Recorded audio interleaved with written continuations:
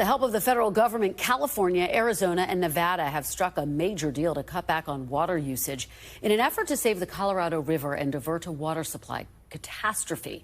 The plan aims to conserve what amounts to 13% of all the water used from the river across the 3 lower basin states by 2026.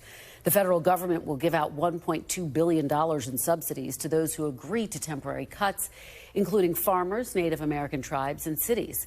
Last year, water levels at Lake Mead and Lake Powell dropped to historic lows, renewing concerns the 2 reservoirs could reach dead pool status when levels are too low to pass through the dams. NBC's Steve Patterson joins us with the latest on the details. So, Steve, what are the key headlines from this deal after months of negotiations?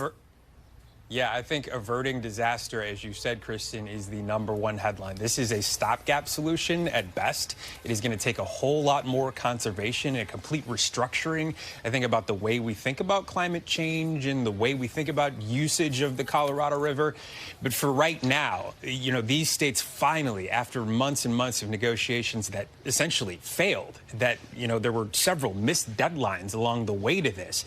The fact that these states are now coming to an agreement can say, we all have a stake in this. If we do nothing, all of us are going to lose out. To say that we're going to save a little bit here and there and we're going to sacrifice a little bit, I think are the biggest headlines. Now, they're able to do that, I think, purely because of the winter we've had. There is so much more snowpack than we originally saw in the last 3 or 4 or 5 or 10 winters. So there's more sort of negotiating power to go around. A place like California got 300% more of the snowpack than they're usually accustomed to of average. That is all going to run off into the state, which means that California will have much more of in-state supplies that it can use rather than solely relying on the river. There's also the threat from the federal government of what would have happened had the states not come to an agreement, which could have been disastrous depending on how that shook out, either by water rights, which would mean a place like Arizona, which has less senior rights than California, would have gotten a whole lot less of the overall pie,